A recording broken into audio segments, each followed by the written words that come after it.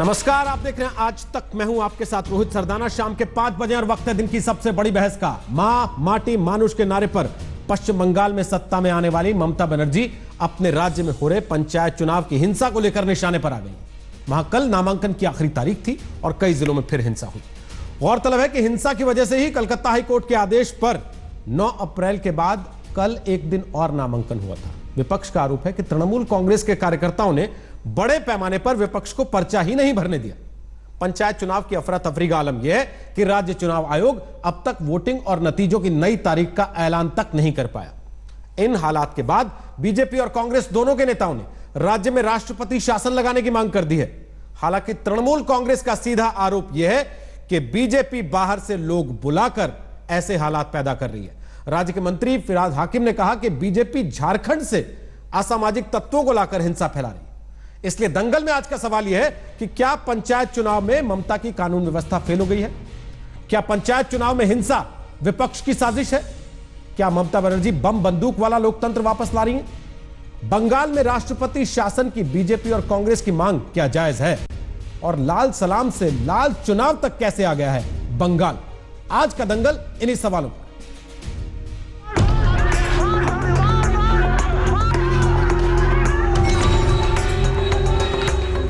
23 अप्रैल को हुई हिंसा की ये तस्वीरें ममता बनर्जी के बंगाल की हैं। यहाँ 20 जिलों में पंचायत चुनाव होने हैं, लेकिन बीजेपी लेफ्ट पार्टियां और कांग्रेस का एक सुर में आरोप है कि तृणमूल कांग्रेस ने उनके उम्मीदवारों को पर्चा तक नहीं भरने दिया।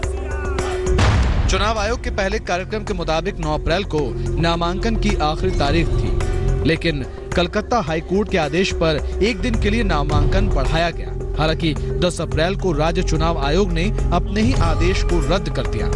बाद में फिर कलकत्ता हाईकोर्ट के आदेश पर 23 अप्रैल को एक दिन के लिए नामांकन हुआ। 23 अप्रैल के नामांकन के दिन बीरभूम में एक व्यक्ति की मौत भी हुई, जिसे बीजेपी तृणमूल दोनों अपना कार्यकर्ता बता रही है। बहरहाल इस हिंसा के बीच पंचायत चुनाव का आलम ये है कि यहाँ टीएमसी बिना लड़े ही कई जगहों पर जीत जाएगी। इन हालातों में केंद्रीय मंत्री बाबुल सुप्रियो ने बंगाल में राष्ट्रपति शासन की वकालत की है। ये किसी राजनीतिक दल पर हमला ही नहीं है, ये राज्य सरकार द्वारा दीदी की अगुवाई वाली टीएमसी सरकार का लोकतंत्र और मानवता पर हमला है। ममता बनर्जी का राजनीतिक अंत होना चाहिए। राष्ट्रपति शासन की मांग पश्चिम बंगाल कांग्रेस ने भी की है। हालांकि तृणमूल हिंसा के आरोपों को ड्रामा बता रही है। दीदी और पुलिस का ये जो एक साथ मिलकर जो दहशतगर्द फैल रहे हैं, जो तनाव पैदा कर रहे हैं, जो हमला बोल रहे हैं विपक्ष दलों का ऊपर, बंगाल में पंचायत चुनाव में आम लोग शिरकत नहीं कर सकते, भाग नहीं ले सकते, हिस्सा नहीं ले सकते, ये दहशत की बजाय। तो इससे बचने के लिए 356 जरूर हुआ लागू होना चाहिए। मैं चाहता हूँ बंगाल में राष्ट्रपति शासन लागू हो। तारा निजेरा नाटक करছে, निजेरा सन्त्रास करছে, তাদের কাছে মানুষ নেই, তাদের কাছে জনসমর্থন নেই, নাটক করে তারা নিজেরা সন্ত্রাস সৃষ্টি করার চেষ্টা করছে। তারা যে 2-4টে জায়গায় তারা নিজেরা গন্ডগোল করাচ্ছে, সেটাতে টিভিতে দেখিয়ে মনে হচ্ছে তৃণমূল করাচ্ছে। তৃণমূলের গন্ডগোল করার দরকার নেই। चुनावी हिंसा के इस माहौल में राज्य चुनाव आयोग अब तक वोटिंग और नतीजों की नई तारीखों का ऐलान तक नहीं कर सका है। इंद्रजीत कुंडू, कोलकाता, आज तक। तो आपको बता दें कि हमारे साथ दंगल में आज कौन कौन से मेहमान हैं। संबित पात्रा हमारे साथ बीजेपी से होंगे, शुभांकर मुखर्जी हमारे साथ होंगे, वो कांग्रेस का पक्ष रखेंगे, सोमनाथ सिंघारॉय हमारे साथ होंगे, वो तृणमूल कांग्रेस का पक्ष रखेंगे, फौद हलीम हमारे साथ होंगे, वो लेफ्ट का पक्ष रखेंगे, और हमारे साथ अवनीजेश अवस्थी हैं, वो आरएसएस के जानकार हैं। सबसे पहले सोमनाथ सिंघारॉय, जो रिपोर्ट्स है, जो आरोप है, और खासतौर पर दोनों बड़ी पार्टियां कांग्रेस और बीजेपी, यहां तक कि लेफ्ट भी जिस तरीके से टीएमसी पर निशाना साध रहे हैं, आपका क्या कहना है उस पर?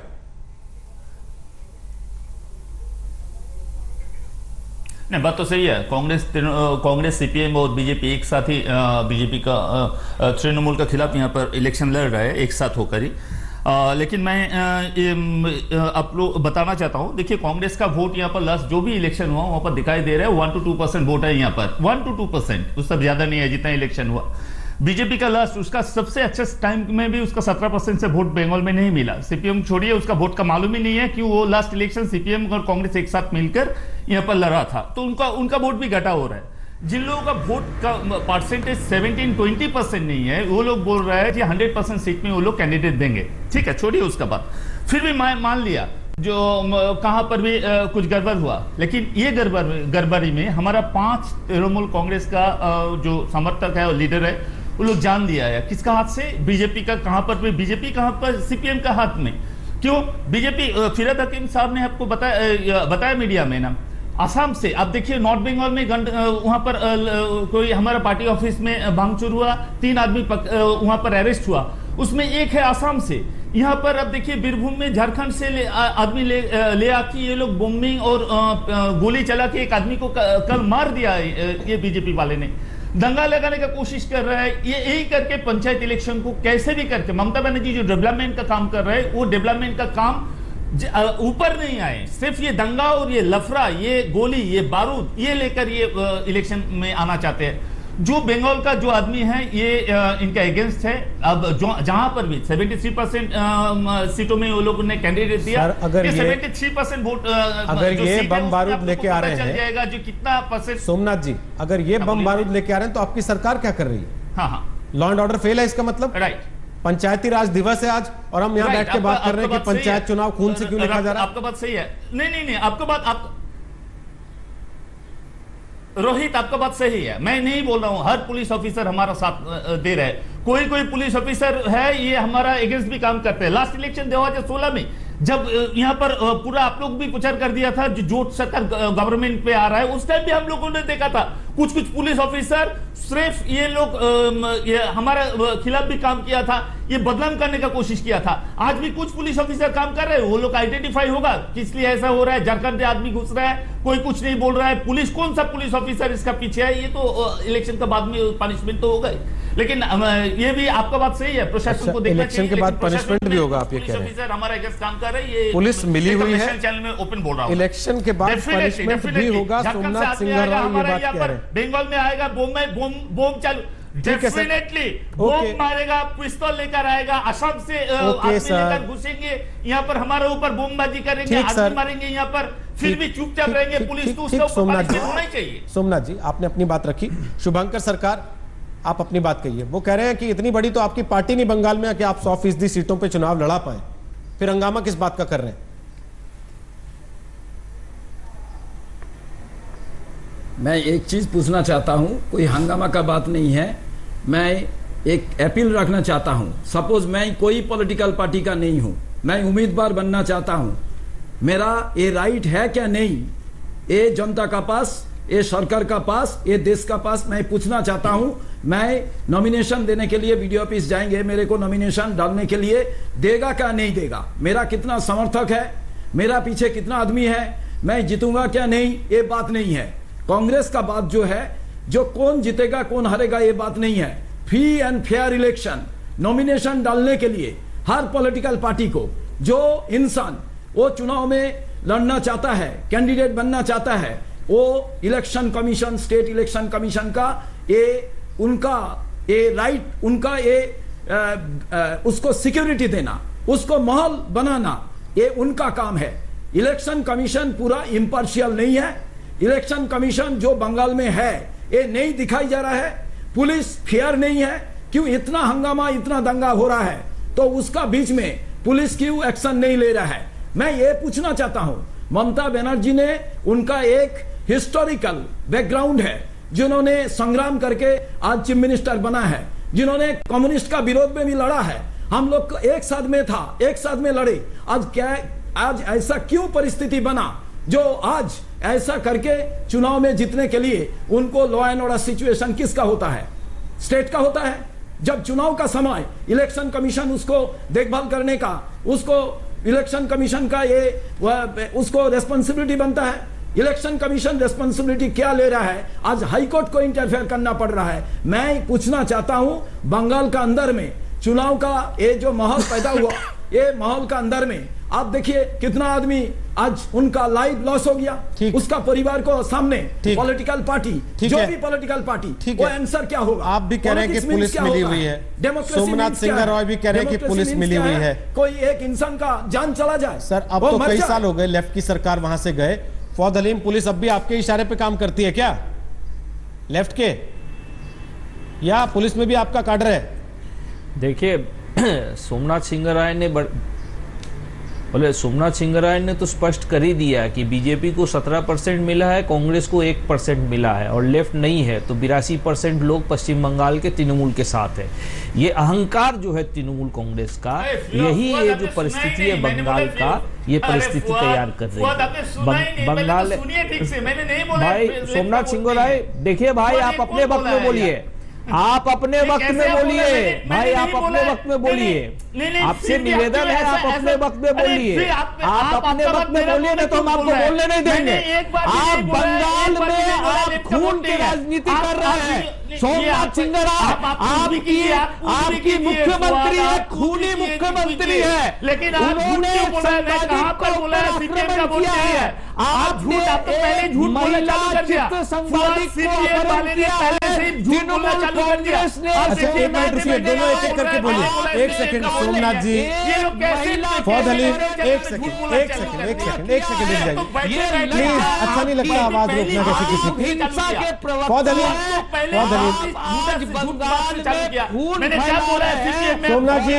सोमनाथ जी एक सेकंड आप रुकिए पहले। सोमनाथ सिंगराय एक सेकंड रुकिए, पहले एक सेकंड रुकिए, एक एक करके बोलिए, रुकिए पहले। फौद हलीम एक सेकंड रुक जाइए। फौद हलीम एक सेकंड। भारतीय जनता पार्टी ने स्वीकार की फौद हलीम और सोमनाथ सिंगराय एक एक करके बोलिएगा, तभी समझ में आएगा। एक साथ चिल्लाने से किसी को समझ में नहीं आएगा। प्लीज सोमनाथ जी, एकदम ही नहीं बोलने देंगे। प्लीज फौद हलीम एक सेकंड आप भी रुकिए पहले।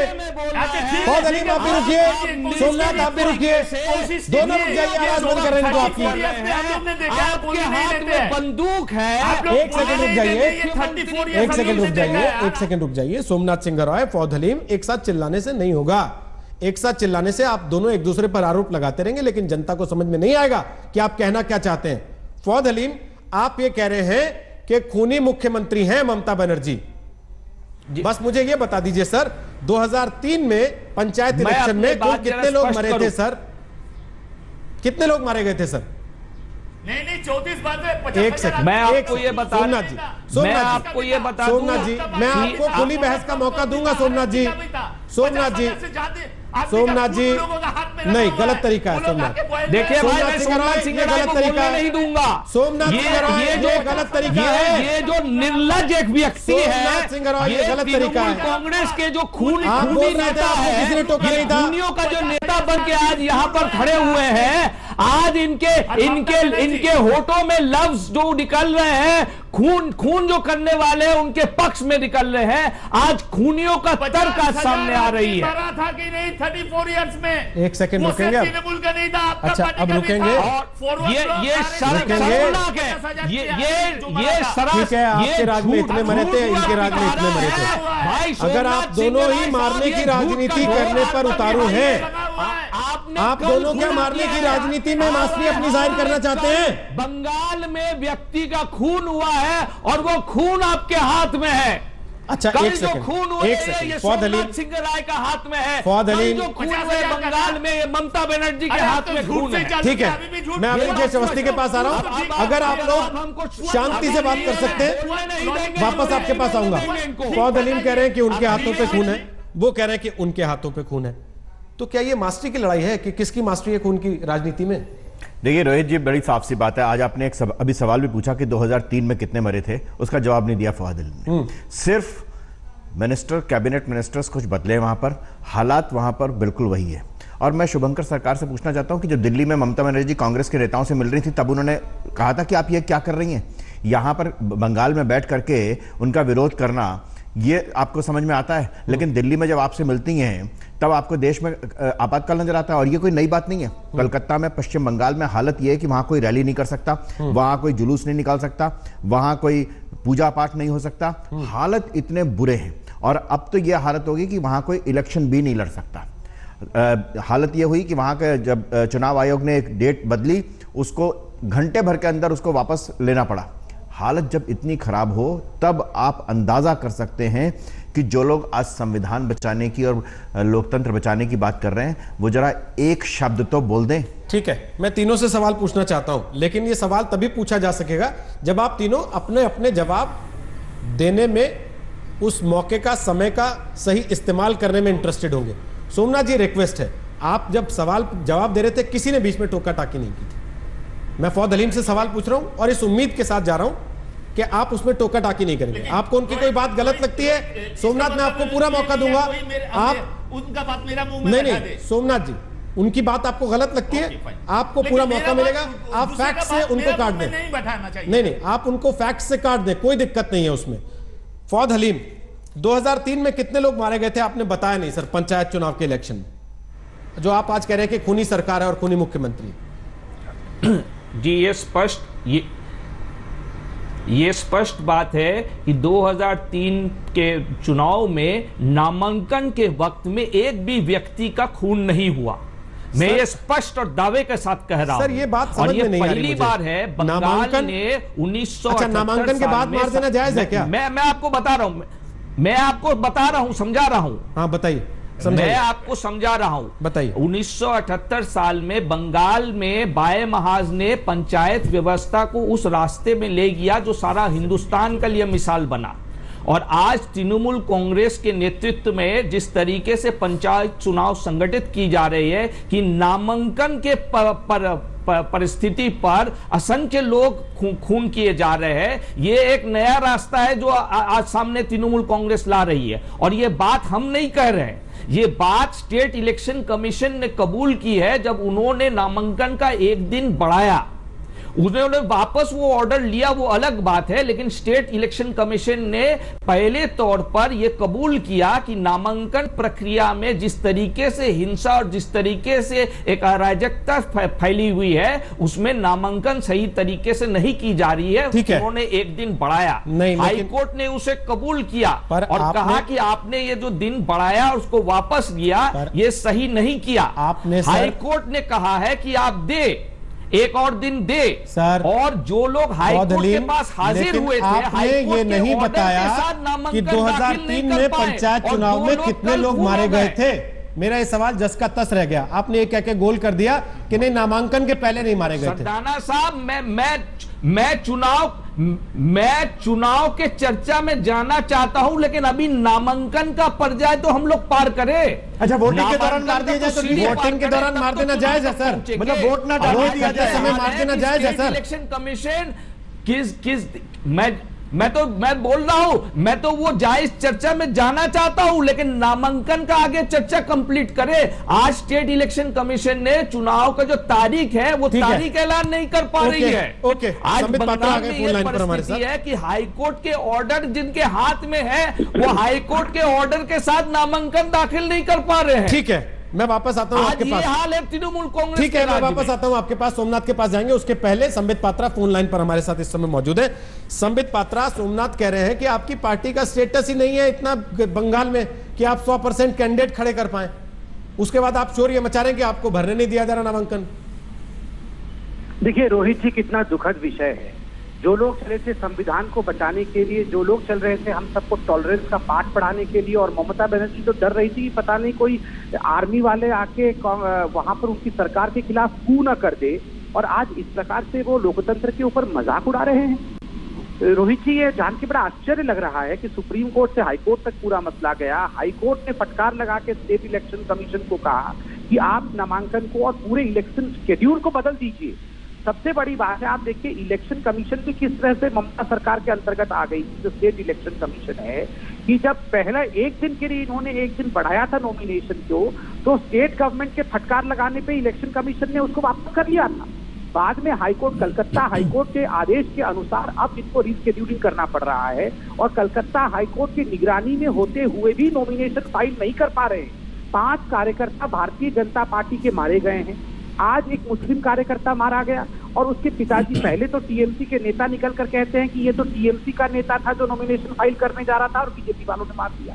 उसके बाद उस कैंडिडेट के पिताजी निकल कर कहते हैं कि नहीं, मेरा जो दामाद था वो भारतीय जनता पार्टी का कार्यकर्ता था और टीएमसी वालों ने मारा। लेकिन उसके एक टीएमसी वाले घंटे ये के बाद कह रहे टीएमसी हैं वाले उन्हें धमका कि वो मारा फिर गया उससे- आपकी गलतफहमी में, मारने वाले आप लोगों ने बुलाए थे झारखंड से, ये टीएमसी कह रही है। देखिए, चोरी ऊपर से सीना चोरी। मैं तो ये बोल रहा हूँ, मारा कोई भी क्यों नहीं जा रहा है। राज्य सरकार को कानून, जो लॉ एंड ऑर्डर होती है, वो राज्य सरकार के अंतर्गत आता है। राज्य सरकार क्या कर रही है वहां पे? जब राज्य सरकार के हाथों से कानून की व्यवस्था निकल गई है, यहाँ ममता बनर्जी 2019 में कौन चुनाव लड़ेगा और किस प्रकार से गठबंधन होगा, उसके लिए दिल्ली के चक्कर काट रही है। तेलंगाना से तो मुख्यमंत्री उनसे मिलने आ रहे हैं। आप खुद बताइए, पहले ममता बनर्जी को क्या करना चाहिए? कानूनी व्यवस्था वहां बनानी चाहिए। मगर आज जिस प्रकार से लोकतंत्र की हत्या हो रही है बंगाल के अंदर, वो पूरा भारतवर्ष देख रहा है। सोमनाथ जी, बीरभूम में 40 से ज्यादा जिले, एक्यूरेटली बोलूं तो 43 बोलिए। उस पूरे 43 डिस्ट्रिक्ट में विपक्ष का केवल एक कैंडिडेट नॉमिनेशन फाइल कर पाया, यह अखबार की रिपोर्ट कह रही है, द हिंदू की। तो क्या मैं ये मान लूं पूरे बीरभूम में, बंगाल तो छोड़ दीजिए, अभी केवल एक पे कंसंट्रेट कर रहा हूं, पूरे बीरभूम में एक भी ऐसा आदमी नहीं मिला विपक्ष को जो आपके खिलाफ चुनाव लड़ पाता? राइट, मैं बता रहा हूं आपको। कुछ दिन पहले, इलेक्शन डिक्लेयर नहीं हुआ उससे कुछ दिन पहले मुकुल रॉय ने खुद बीरभूम में एक मीटिंग में बोला था, जी अभी ये बीरभूम हम लोग दखल कर लेंगे। कुछ दिन पहले, इलेक्शन से पहले, यहाँ का जो बीजेपी का जो सेक्रेटरी है वो बोल रहे हैं अगर इलेक्शन में जीतूंगा तो गांव में कोई तृणमूल सपोर्टर और तृणमूल करने वाले का किसी का घर नहीं रहेंगे। दिलीप घोष ने यहां पर बोल रहा है जो अनाथ कर देंगे, बच्चे को मारेंगे, मां को मारेंगे, सबको मार के रखेंगे अगर हम लोग पावर में आएंगे। अगर ऐसा हुआ तो वहां पर जो लोग इतना दिन से वहां पर भरा हुआ है, वहां पर रहते हैं, वो लोग एक साथ प्रोटेस्ट कर रहे हैं। उन लोग को डर है अगर बीजेपी पावर में आएगा तो ऐसा करेंगे, वो लोग घर पे नहीं रहेंगे। ये हमारा बात नहीं है, ये मुकुल रॉय यहाँ का सेक्रेटरी, शायंतन बोस, दिलीप घोष का बात है। हम लोगों ये तृणमूल का प्रचार नहीं है, ये उन लोग ने खुद टीवी का सामने बोला है अगर पावर में आएंगे वहां पर जिंदा कोई नहीं रहेंगे तृणमूल करने वाले ने। तो वो लोग क्या करेंगे? इकट्ठा हुआ, प्रोटेस्ट किया। और कैंडिडेट का बात कर रहे हैं, कैंडिडेट, हाँ बोलिए। लेकिन इस सब के बीच ये सवाल तो पूछा जाएगा ना सोमनाथ सिंह रॉय कि सरकार क्या कर रही है? क्या सरकार वही कर रही है जैसा विपक्ष आरोप लगा रहा है कि वो दिल्ली की राजनीति में व्यस्त है और बंगाल भगवान भरोसे ब्रेक के बाद वापस आएंगे? ये करेक्शन के साथ कि बीरभूम में 42 सीटें, जिले में बीरभूम खुद एक जिला है, वहां 42 सीटें हैं जिसमें केवल एक पर विपक्ष नामांकन दाखिल कर पाया। ब्रेक के बाद आ रहे हैं, दंगल जारी, आप रहिए हमारे साथ। तो ब्रेक के बाद एक बार फिर आपका स्वागत है। दंगल आप देख रहे हैं। पश्चिम बंगाल में कोनी चुनाव, क्या यह है ममता बनर्जी का नया दांव? हमारे दर्शक क्या राय दे रहे हैं? जो प्रतिक्रिया आ रही है ट्विटर के जरिए हम तक आपको बता देते हैं। हीरा ने लिखा है बंगाल में लोकतंत्र खतरे में, राहुल गांधी वहां कब कैंडल मार्च निकालेंगे? इनके अलावा एक और दर्शक है हमारे, वो क्या लिख रहे हैं? प्रकाश त्रिपाठी ने लिखा है आपने बंगाल की घटना पर आवाज उठाई, नहीं तो बंगाल की बड़ी से बड़ी घटना पर चुप्पी साध ली जाती है। राजीव दीक्षित ने लिखा है यह देश का दुर्भाग्य कि वीरों और बुद्धिजीवियों की धरती लहू लुहान हो रही है, पहले वामपंथियों के राज में और अब ममता के राज में। इनके अलावा अग्निवो नियोगी हैं, वो लिख रहे हैं कि 2003 पंचायत चुनाव में 40 लोग मारे गए, 2008 पंचायत चुनाव में 25 लोग मारे गए, 2018 पंचायत चुनाव में 4 ट्रेजिक डेथ्स हुई हैं, लेकिन भक्त रोहित सरदाना के मुताबिक ममता का बंगाल खून से लाल है। अब सवाल यह है कि भक्त ये भी ममता बनर्जी के हो सकते हैं, पर यही देखने के लिए तो सोमनाथ सिंह रॉय जी ममता को वोट दिया था लोगों ने, क्योंकि वो लाल राज में उन चीजों से परेशान थे। अगर आपकी सरकार में भी वही सब होगा तो वो सारे वादे तो फेल माने जाएंगे ना। और ये तर्क कब तक चलेगा कि पुलिस बिकी हुई है? ये सब तो आपने राइट। इसका बाद भी एक सर्वे में दिखाई दिया जी, अभी भी बंगाल उनका चीफ मिनिस्टर ममता बनर्जी देश का 1 नंबर चीफ मिनिस्टर है, एक सर्वे में दिखाई दिया। मैं कह रहा हूं सोमनाथ जी, ममता बनर्जी की लोकप्रियता हो सकता है बंगाल में किसी से भी ज्यादा हो। मैं कह रहा हूं हो सकता है देश में प्रधानमंत्री पद के लिए वो नंबर 1 की उम्मीदवार हो, लेकिन क्या उससे वो दाग धुल जाएंगे खून के? आप जस्टिफाई कर रहे हैं उसको? हो सकते हिंसा हो रही है, आप इनकार नहीं कर सकते ना इससे। नहीं, जस्टिफाई कहां कर रहा हूं। 100 दिन का काम में बंगाल 1 नंबर, मैं बता रहा हूं 100 दिन का काम में 1 नंबर। गुजरात को पीछे कर दिया। जो इंडस्ट्री कुछ दिन बाद जो इंडस्ट्री आने वाले फ्यूचर किसमें 1 नंबर हो गया है? 1 नंबर है। अभी जो पंचायत स्वच्छ भारत अभियान में बंगाल 1 नंबर है। ये हमारा फ्यूचर इंडस्ट्रीज में 1 नंबर वो क्या होता है? सेंट्रल गवर्नमेंट नहीं, ये रोहित जी इनसे पूछ रहे, फ्यूचर इंडस्ट्री में 1 नंबर क्या होता है? नहीं मैं बता रहा हूँ। हाँ, संबित पात्रा जी मैं बता रहा हूँ क्या होता है। यहाँ पर इंडस्ट्री डेवलपमेंट करने के लिए सबसे अच्छा परिस्थिति बंगाल में है। ये हमारा नहीं संबित पात्रा जी, आप लोग का ही देने वाले वो जो छप्पा है उसमें लिखा हुआ है बंगाल अभी इंडस्ट्री के लिए सबसे अच्छा जगह है, गुजरात से तो अच्छा है। आप देख लेना सवाल। अब दूसरा बात संबित पात्रा जी, नीति का बात मेरा सवाल जस का तस है सोमनाथ जी। जो जहां पर भी यूपी में दंगा लगाने का बाद 80 से 71 सीट मिलते हैं।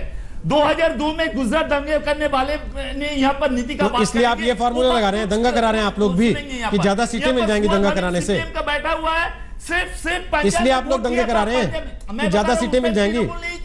पंजाब में वोट दिया था एक गांव का आदमी, पंजाब काट लिया था ये सीपीएम वाले ने उसका। ये हमारा पार्टी का नहीं था। 50,000 आदमी जो मरा है बंगाल में 34 इयर्स में, उसमें सिर्फ तृणमूल नहीं, कांग्रेस था, आरएसपी था, फॉरवर्ड ब्लॉक भी था, फुआद हलीम और ये बीजेपी और 1 और 2%। ठीक है, मैं फुआद हलीम से जवाब लेता हूं आपकी बात से। मैं आपकी बात का जवाब लेता हूं फुआद हलीम से। एक सेकंड फुआद हलीम से मैं आपकी बात का जवाब लेता हूं। सोमनाथ जी, मैं फुआद हलीम से आपकी बात का जवाब लेता हूं। फुआद हलीम, विरासत में बंगाल को ये राजनीति आप ही लोगों ने दी है। विरासत में बंगाल को ये आप ही ने दिया है ना। पिछले 2 सप्ताह से बंगाल में जो खून हो रहे हैं उसके बारे में आप जवाब दीजिए।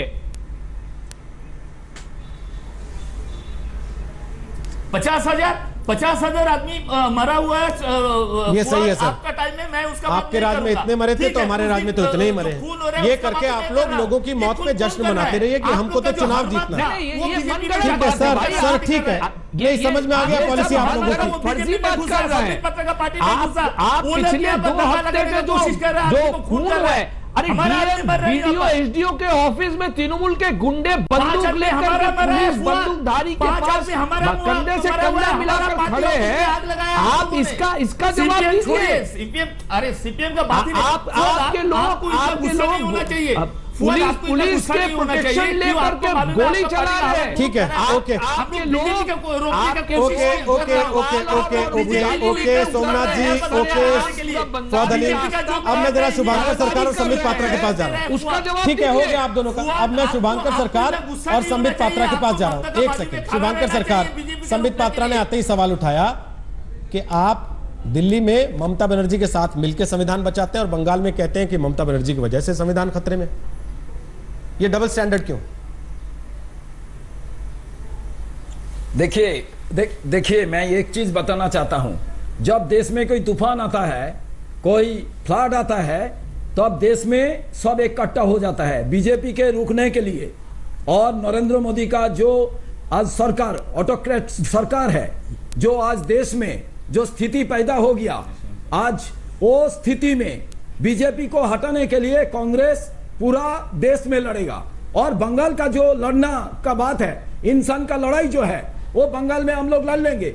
आज बीजेपी ममता बनर्जी सरकार का कारण इतना सीट दे पाए, उनका ममता बनर्जी का उनका सरकार का कारण उन्होंने आज इतना स्कूल, आरएसएस का स्कूल खुल पाए।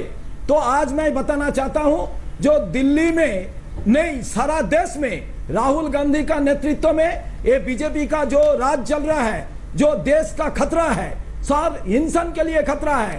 बंगाल में तो संविधान सुरक्षित है ना। बंगाल में तो संविधान सुरक्षित है, फिर राष्ट्रीय शासन की बात क्यों कर रहे हैं आप?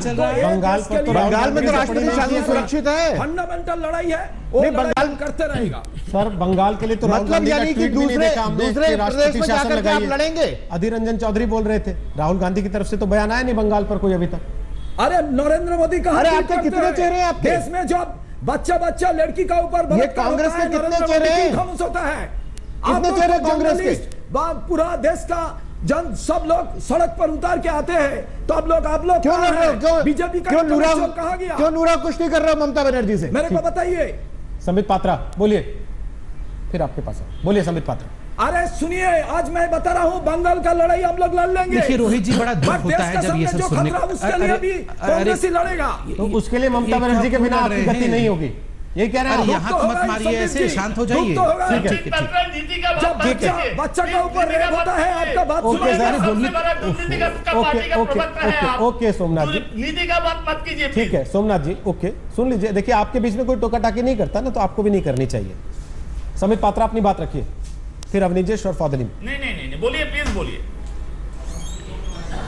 देखिए रोहित जी दुख होता है। रोहित जी दुख इसलिए होता है क्योंकि एक बहुत बड़ी कहावत थी बंगाल के लिए कि what Bengal thinks today India thinks tomorrow. जो आज बंगाल सोचता है भारत कल सोचता है। इतना विराट सभ्यता, इतनी बड़ी संस्कृति इस बंगाल प्रदेश की है। और आज देखिए तुच्छ राजनीति के कारण किस प्रकार की लड़ाई बंगाल में हो रहा है, किस प्रकार की लड़ाई हो रही है बंगाल।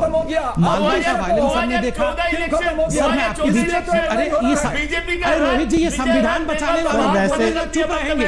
एक चीज बाप रे, ये दोनों संविधान करके बोल लीजिए ना, कम से कम सुनाई तो दे एक दूसरे की बात। ये दोनों संविधान बचाने अगर आपको चिल्लाना है तो मैं छोड़ देता हूँ फ्री करके आप लोगों को, चीखते रहिए अगले 5 मिनट तक। समित पात्रा जी, आपका पार्टी तो ये संविधान मानता ही नहीं है।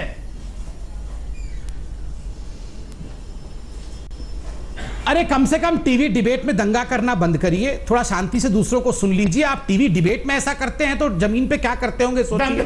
ये दिख रहा है यहाँ पे, आप शांति से सुन लीजिए। देखिए जब मालदा में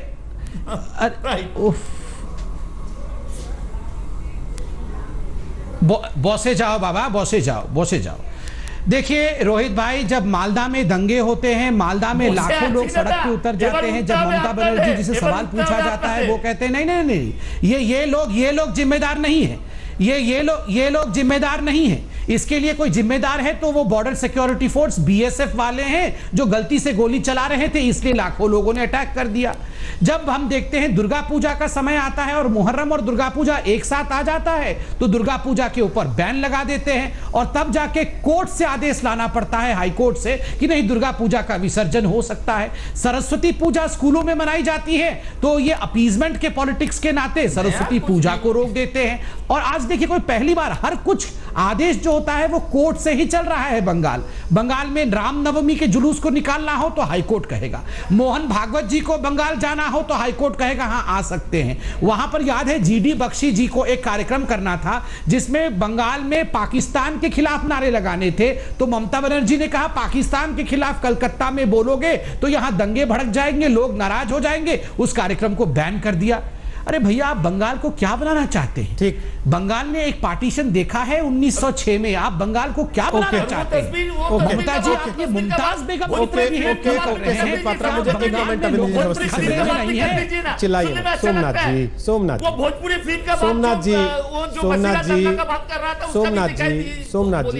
जी, आज आपने सुबह लगातार सोमनाथ जी पहले मिनट से आपसे मैं रिक्वेस्ट कर रहा हूँ, सोमनाथ जी मुझे मजबूर मत कीजिए, मैं रिक्वेस्ट मोड से बाहर आके किसी दूसरे मोड में आके बात करूं, अच्छा नहीं लगता, प्लीज समझे, मैं रिक्वेस्ट कर रहा हूं अपनी बात रखें। अच्छा लगता है, दर्शक को समझ में आता है कम से कम कि आप क्या कहना चाहते हैं, वरना मेरी जरूरत क्या है? आप लोग बैठिए 40 मिनट तक चिल्लाइए एक दूसरे पर और फिर घर चले जाइए और पार्टी में जाके बता दीजिए देखो मैं उसको बोलने नहीं दिया, मैं उसको बोलने नहीं दिया। व्यूअर अगर आपको देखने के लिए बैठा है तो सर वो सुनना चाहता है, समझना चाहता है आप लोग असल में कहने क्या आए हैं।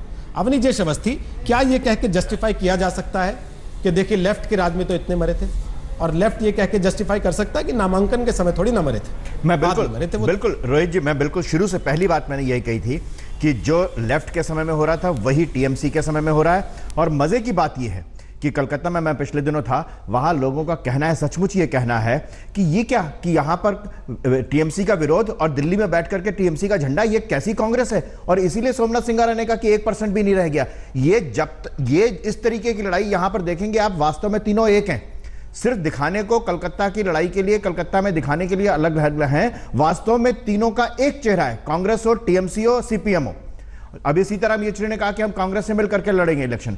तो देश के लोगों को, कलकत्ता के, बंगाल के लोगों को ये सोचना चाहिए कि वास्तव में ये तीन एक हैं, ये कोई अलग अलग नहीं है। ठीक, ये वास्तव में एक है। समय समाप्त है, छोटा सा ब्रेक ले रहे हैं, आखिरी पड़ाव पर दंगल होगा, देखते रहिए आज तक।